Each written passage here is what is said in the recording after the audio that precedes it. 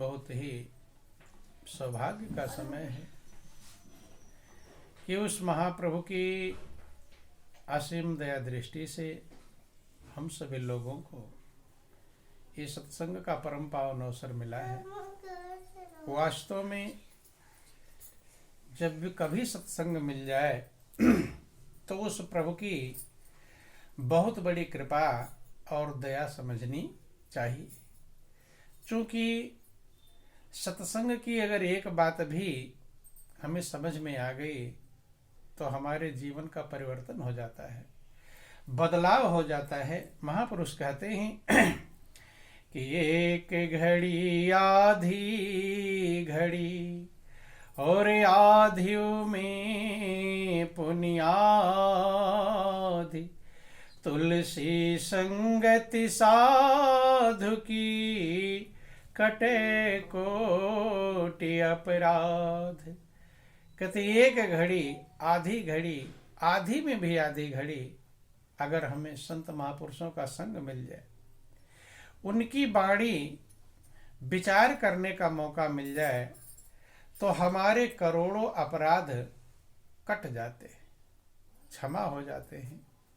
क्योंकि जैसे जीवन परिवर्तित होता है, महापुरुष कहते हैं कि कितना भी बड़ा अपराधी हो, बुरा से बुरा व्यक्ति हो, और अगर सही बनने का प्रयास करे, अभी खूब बुरा आदमी हो और अब कहने लगेगा मैं बिल्कुल सही बन जाऊंगा, और सही बन जाए तो आपकी उसकी बुराई याद रखेंगे कि अच्छाई?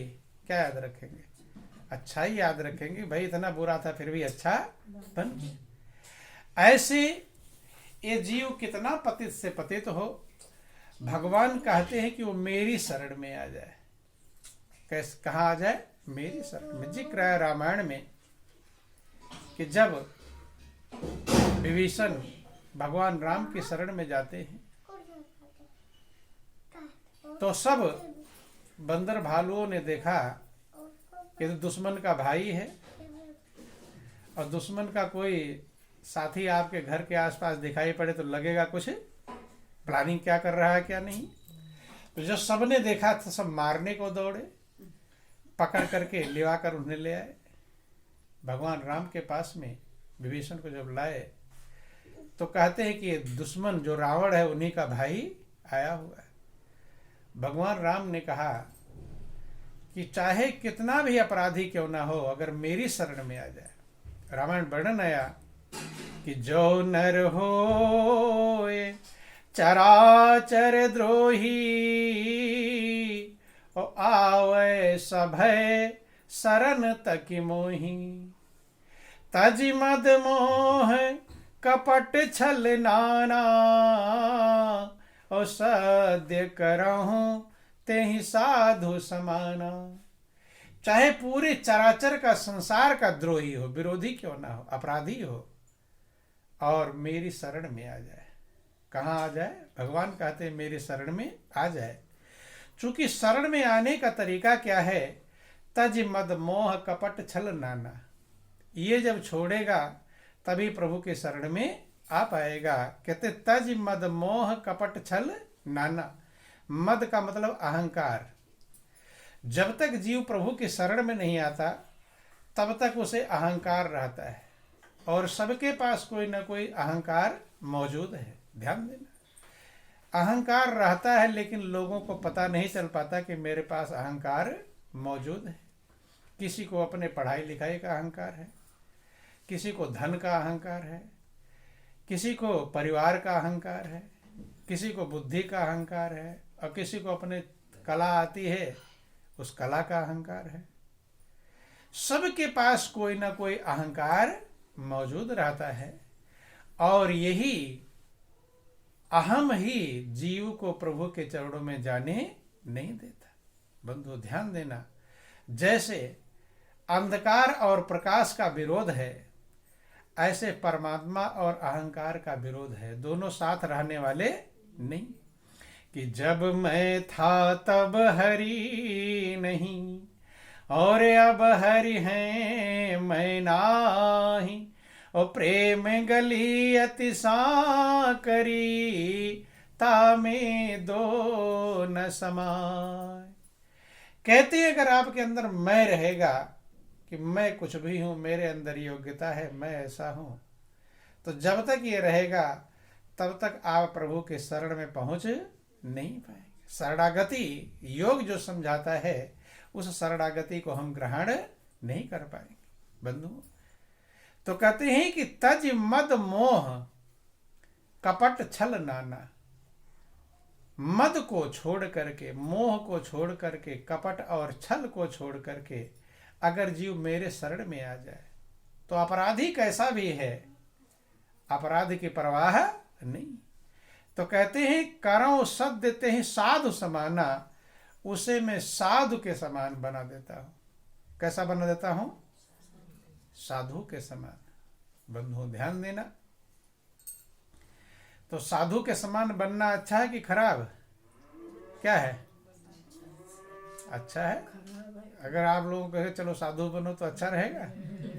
बोलो वृंदावन बिहारी लाल की, उमापति महादेव की। देखो साधु का मतलब लोग समझते हैं घर द्वार छोड़कर जो पीले कपड़े पहन ले वही साधु है। साधु का मतलब होता है जिसने अपने आप को साध लिया है। क्या कर लिया है? साध लिया है। जिसने अपने मन को साध लिया, जिसने अपने बुद्धि को साध लिया, जिसने अपनी इंद्रियों को साध लिया, उसे क्या कहते हैं? साधु। उसे ही साधु कहते हैं। बंधु ध्यान देना, तो जब मन बुद्धि इंद्रियां हमारी सध जाएंगी तब वो जिधर ले जाना चाहेंगे उधर ही जाएंगे। होता क्या है कि हमारे अनुसार हमारा मन नहीं चलता, हम मन के अनुसार चलते हैं। इसलिए जीव मन का गुलाम बना हुआ है। किसका गुलाम बना है? बोलो वृंदावन बिहारी लाल की। लोग वैसे कहते हैं हम किसी की गुलामी हमें पसंद नहीं। आप लोग किसी की गुलामी पसंद है? किसी की गुलामी पसंद नहीं है, लेकिन सब गुलाम बने हुए हैं और कह रहे हैं मुझे तुम्हारी गुलामी पसंद नहीं। किसकी गुलाम बने हैं? मन के गुलाम। किसके गुलाम बने हैं? मन के अनुसार चलते हैं कि नहीं चलते हैं? डॉक्टर मना कर देता है कि बीमार हो, लीवर खराब है, चटपटा मत खाना, मना करता है तले भुनी चीजें मत खाना, लेकिन गुलाम बने हैं कि नहीं? जैसे देखा तो थोड़ा सा खा लिया और खाया और फिर बीमार पड़ जाते हैं। महापुरुष कहते हैं कि हर व्यक्ति गुलाम होते हुए कहता मैं गुलाम बनना पसंद। गुलाम पहले बने बनाए हैं, उस गुलामी से ही छुड़ाना है संतों का काम। संत महापुरुष जो जीव मन का गुलाम बना हुआ है, मन गुलाम बनाकर नचा रहा है। बंधु ध्यान देना, गौर करना, आज लोगों का मन क्या क्या नहीं करा देता। जो अच्छे बुरे कर्म कर रहे हैं, जानते हैं कि मेरा भाई है और एक ही माता पिता ने हमें पैदा किया है, जानते हैं कि नहीं जानते, लेकिन भाई भाई में कितनी दुश्मनी रहती है। किसके कारण से? मन की गुलामी के कारण। किसके गुलामी? भाई भाई का गला काट देते हैं, पति पत्नी गला काट देते हैं। किसके कारण से? ध्यान देना। बोलो वृंदावन बिहारी लाल की जय, उमापति महादेव की। तो ध्यान देना, संत महापुरुष आते हैं और जीवों को पुकारते हैं, आवाज लगाते हैं। क्या करते हैं? आवाज लगाते हैं। लेकिन संत महापुरुषों की वाणी को कोई बिरला गौर कर पाता है, समझ पाता है। जैसे कागनी होती है ना, कागनी, वो कोयल के बच्चे को भी पालती है और कौवे के बच्चे को दोनों को। कोयल अपने बच्चे को नहीं पालती, उसका कागनी ही उसे पालती है।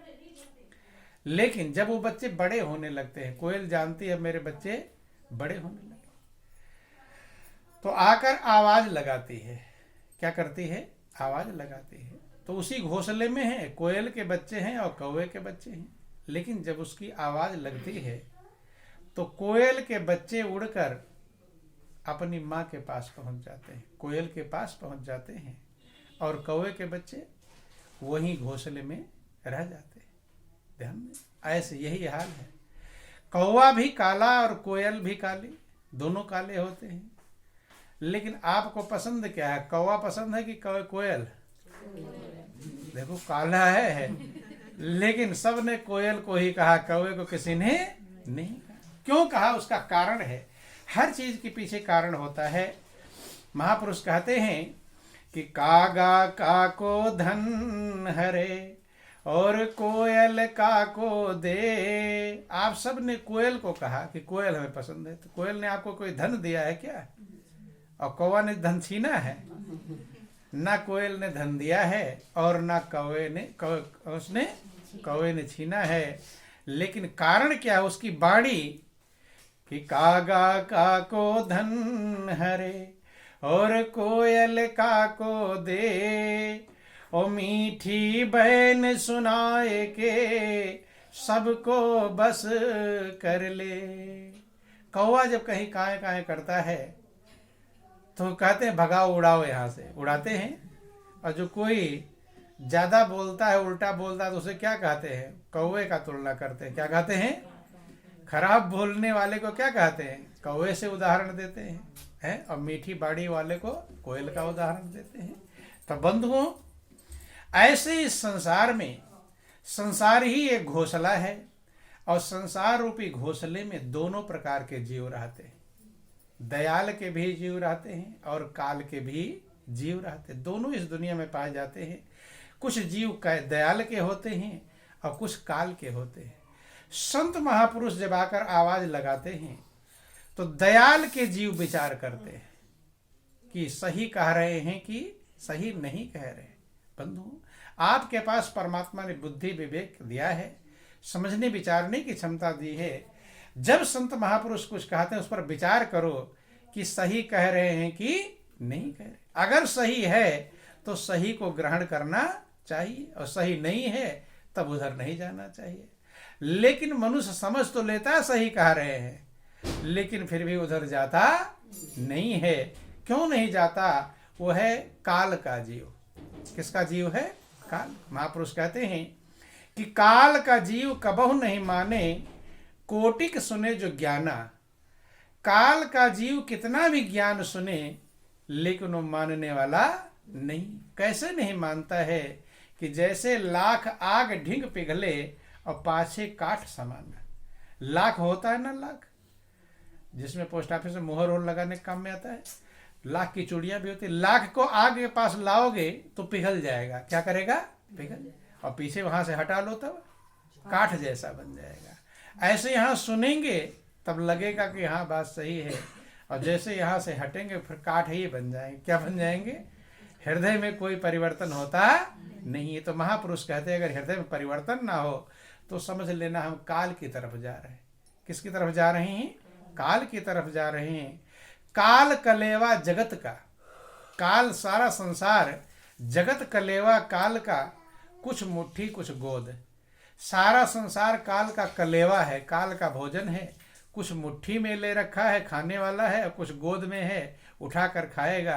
अर्थात कुछ लोग जाने को तैयार हैं, कोई चला गया कोई जावे, और कोई गठरी बांध सीधा। बंधु ध्यान देना, इस दुनिया में आकर दुनिया के राज को समझना ये आसान काम नहीं। ये दुनिया इसलिए बनाई गई है कि है कुछ और दिखाई पड़ता कुछ है। कैसा है कुछ और दिखाई कुछ पड़ता है। यही समझ का खेला है। इसी को माया कहते हैं। क्या कहते हैं? माया। माया का मतलब क्या है? कि रहे कुछ और दिखाई पड़े कुछ। जादूगर आता है ना, जादूगर, तो जादूगर रहता कुछ है और दिखाता कुछ।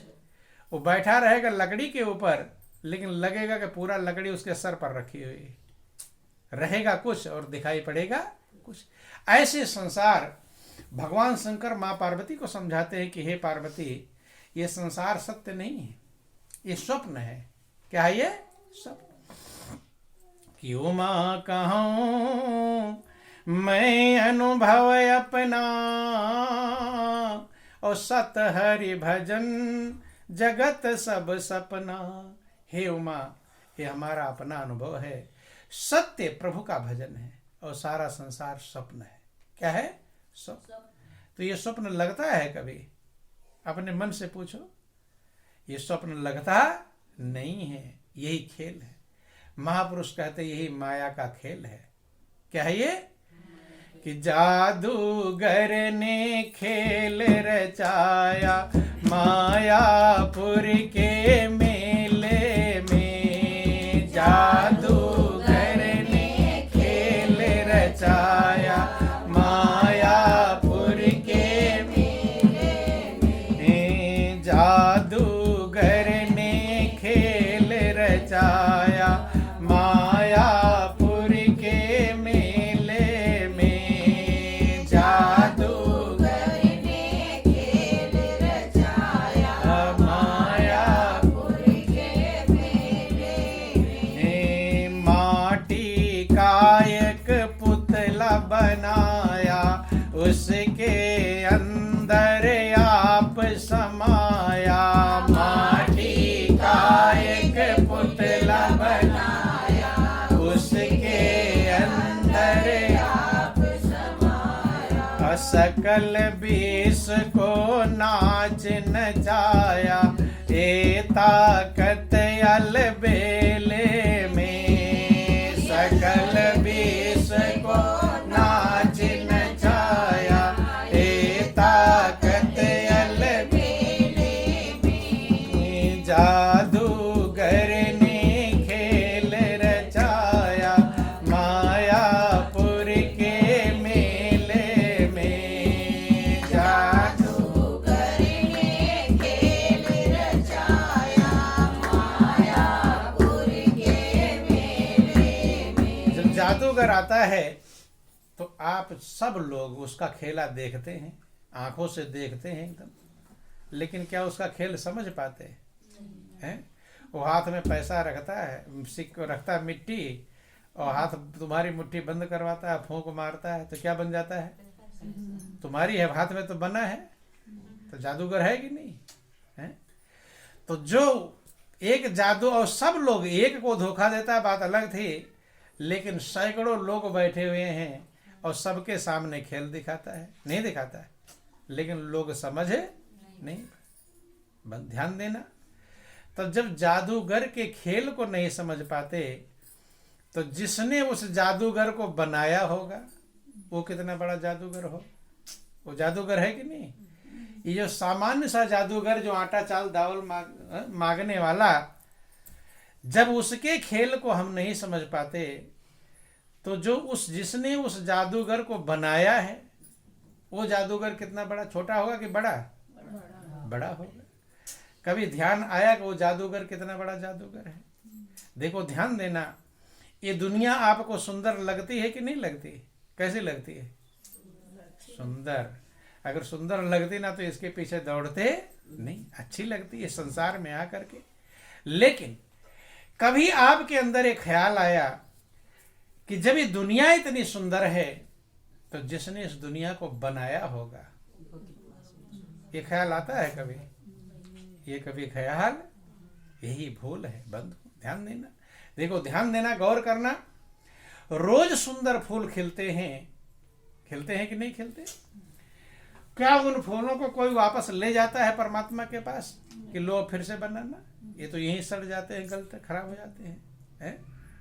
भाई आपके प्लास्टिक के सामान है, प्रयोग कर लिए जूते चप्पल, फिर ले जाता है प्लास्टिक वाला, फिर दूसरा गला कर बनता, लोहे के चले जाते हैं, लोहा बिक जाता है, फिर गल कर आता है, स्टील भी जाता है, सब सामान जाते हैं कि नहीं जाते? लेकिन जो परमात्मा ने बनाया है उसको आप वापस करते हो? फूल खिला मुरझा गया, खत्म हो गया। रोज सुंदर लोग पैदा हो रहे हैं, क्या कभी खबर आ गई कि अब सुंदरता खत्म हो गई है, सुंदर चेहरे खत्म हो गए हैं? वापस कोई जाता है यहाँ जला कर भेजते। क्या करते? दो काम करते हैं लोग, या तो जला देते हैं या सड़ा देते हैं, दो काम करते हैं। लेकिन बंधुओं ध्यान देना, आज तक कभी ऐसी खबर नहीं आई कि अब चमड़ा हड्डी मांस कम हो गया है, खत्म हो गया है, अब सुंदर लोग बना नहीं पाए। मटेरियल, कितना बड़ा मटेरियल भरा होगा जो युगों से लेकर आज तक लोग बनते चले आए, लेकिन वहां का मटेरियल कभी खत्म नहीं होता। कोई बिरला भाग्यशाली होता है जिसके अंदर ये विचार आता है कि जब ये दुनिया इतनी सुंदर अच्छी लग रही है, रात दिन हम इसके दीवाने हैं, पैर दौड़ रहे हैं, तो जिसने इस दुनिया को बनाया होगा वो कितना सुंदर होगा, कितना आकर्षण होगा उसके अंदर, कितना आनंद होगा उसके अंदर। ये किसी बिरले भाग्यशाली के अंदर ज्ञान पैदा होता है, विचार पैदा होता है और वो उधर जाने का प्रयास करता है। देखो, पानी जब बहता है तो मछली उल्टी चढ़ती है, पानी की धार इधर बह रही है तो मछली उल्टी दिशा की तरफ चलती है, जबकि सीधी दिशा में बहना आसान है और उल्टी दिशा में चढ़ना कठिन है। लेकिन मछली, ध्यान देना, गौर करना, मछली एक सामान्य सा जीव है। वो विचार करती है कि जब जल ही हमारा जीवन है, जल के बिना उसके प्राण निकल जाते हैं। विचार करती, जब जल इतना कीमती है, इसमें इतनी मिठास है, तो जहां से जल आ रहा होगा वहां कितनी मिठास हो, कितना कीमत होगा। इस खोज में मछली ऊपर को चलती है। किधर चलती है? ऊपर, स्रोत तक जाती है, स्रोत को ढूंढती है कहां से जल आ रहा है। लेकिन मनुष्य होकर के हम ये विचार नहीं कर पाते कि जब दुनिया की चीजें इतनी हमें अच्छी लगती हैं, आकर्षित करती है दुनिया, तो दुनिया को जिसने बनाया होगा उसके पास कितना भंडार होगा, उसके पास जाने का विचार आता नहीं है। चूंकि ध्यान देना, दुनिया में और बनाने वाले में क्या अंतर है। दुनिया की जितनी भी चीजें हैं सब धीरे धीरे फीकी पड़ती है, इनका रंग फीका पड़ता है। पड़ता है कि नहीं पड़ता है? रंग कमजोर पड़ता है। बोलिए प्रेम से गुरुदेव महाराज की, बोलो वृंदावन बिहारी लाल की। ध्यान देना, हर चीजें डाउन होंगी, कम होंगी। देखो, छोटा सा बच्चा पैदा होता है ना, छोटा सा बच्चा जब पैदा होता है तो कितना सुंदर लगता है, लगता कि नहीं लगता? चाहे वो कुत्ते का भी बच्चा हो, सुंदर लगता है कि नहीं लगता? सूअर का बच्चा भी सुंदर लगता है। लेकिन जैसे जैसे बड़ा होता है ऐसे ऐसे उसकी सुंदरता, जो मुलायमता थी, जो उसके अंदर हल्कापन था, वो धीरे धीरे कम होने लगता है और सबके चेहरे पर फिर झुर्रियां पड़ने लगती हैं। पड़ती है कि नहीं पड़ती? कितना भी उसको संभालने का प्रयास करो, लेकिन एक दिन ऐसा आएगा जब आपके चेहरे पर झुर्रियां पड़ जाए, खराब होगा। कोई ऐसा उपाय नहीं जो बच सके। उपाय है, सुंदरता घटेगी, चेहरा घटेगा, बल घटेगा, बुद्धि घटेगी, इंद्रियां की क्षमता कमजोर पड़ेगी, नस नाड़ी ढीली पड़ेगी। लेकिन सब चीजें कमजोर पड़ती हैं, लेकिन एक चीज है जो इसको बनाने वाला है, उसमें कभी कोई परिवर्तन नहीं। वो जितना सुंदर पहले था उतना ही सुंदर आज भी है और उतना ही सुंदर आगे भी रहेगा। वही आकर्षण, जो आकर्षण पहले था उसके अंदर, वही आज है और वही कल रहेगा। बंधु ध्यान देना, वही मोहने वाली व्यवस्था उसके अंदर जो पहले थी आज है और कल भी रहेगी। इसीलिए महापुरुष उसे कहते हैं सत्यम शिवम सुंदरम। क्या है वो? वही सत्य है जिसमें कभी कोई बदलाव नहीं। आदि सच, जुगादि सच, है भी सच, नानक होसी भी सच। जिसमें कभी कुछ, जिसके आनंद में कभी बदलाव नहीं होगा। दुनिया का आनंद फीका पड़ जाता है। क्या पड़ जाता है? फीका, कमजोर पड़ जाता है। लेकिन प्रभु का जो आनंद है, इसे ब्रह्मानंद कहते हैं। क्या कहते हैं?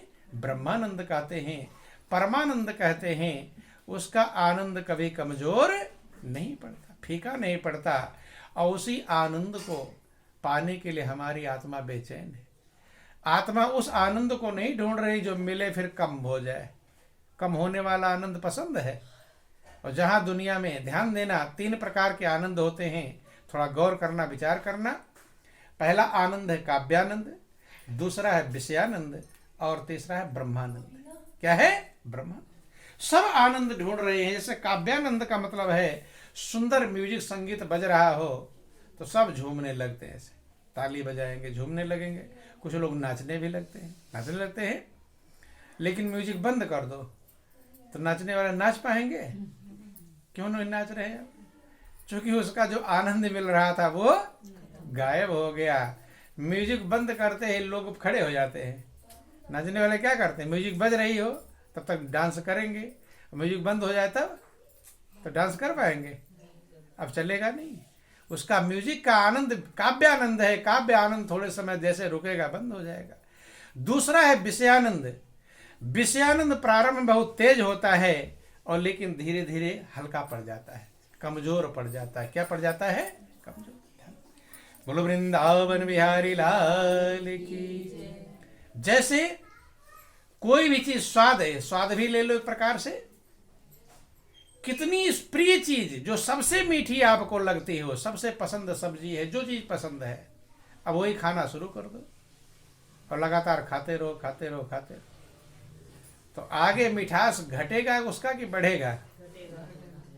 और 10 दिन तक लगातार वही सब्जी खाओ हैं, फिर 10 दिन के बाद कैसा स्वाद रह जाएगा हैं?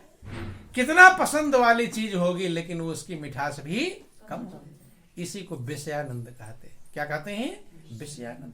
प्रारंभ में तेज होता है फिर घटता रहता है, और जब ही आनंद घटेगा तभी आपको बेचैनी मिलेगी। क्या मिलेगी? बेचैनी, अशांति।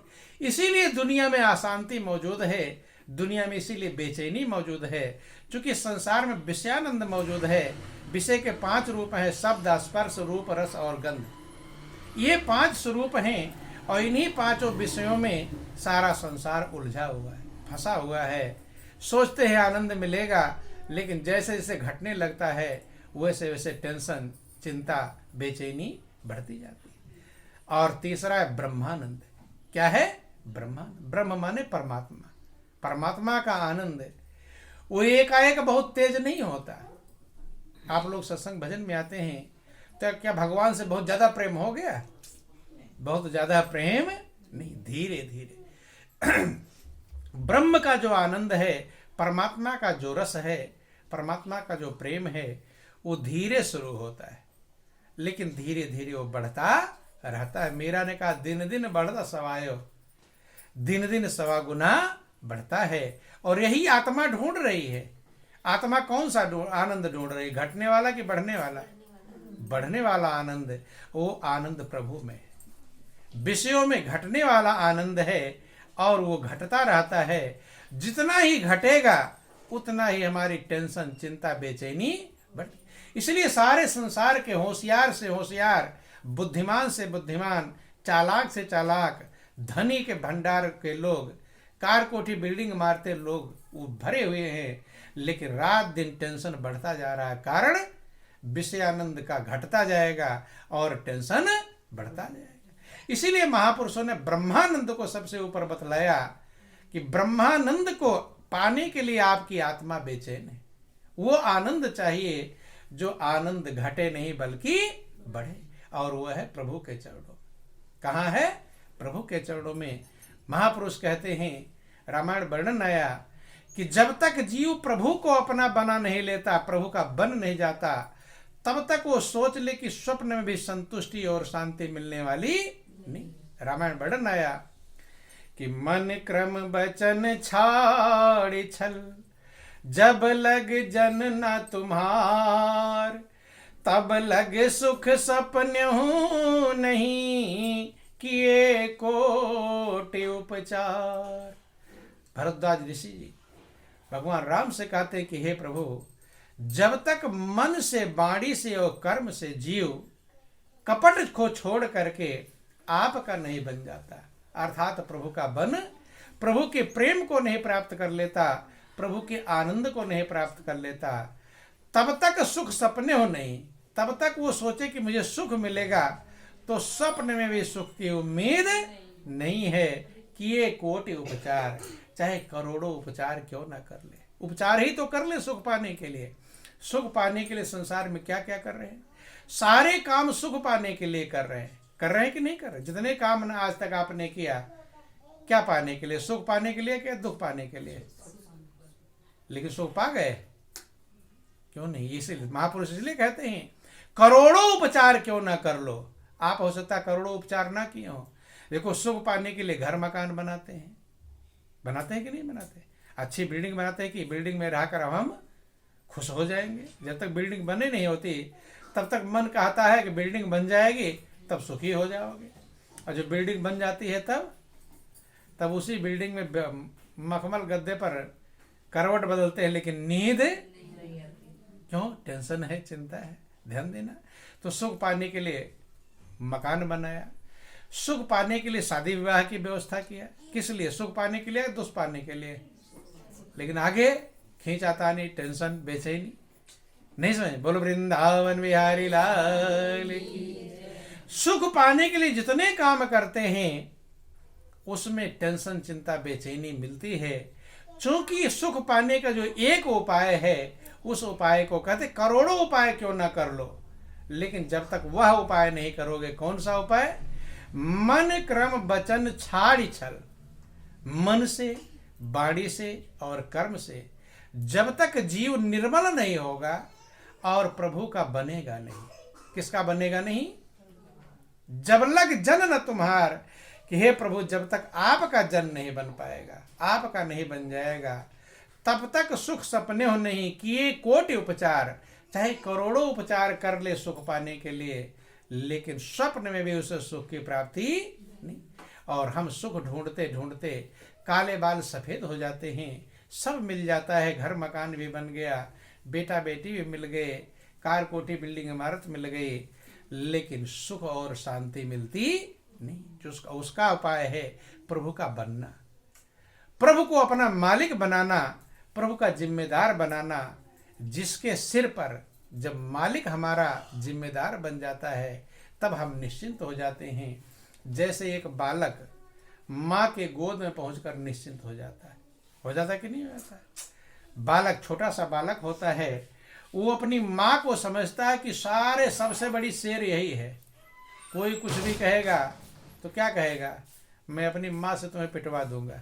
कहेगा कि नहीं कहेगा? है? चाहे माँ उसके सामने कुछ भी ना हो, लेकिन बालक जानता है कि माँ सबसे बड़ी बलवान है, क्षमतावान है। तो महापुरुष कहते जैसे बालक माँ की गोद में शांत हो जाता है, ऐसे जीव प्रभु के चरणों में शांति को पा जाता है। रामायण में लिखा गया कि सुखी मीन जो नीर अगाधा,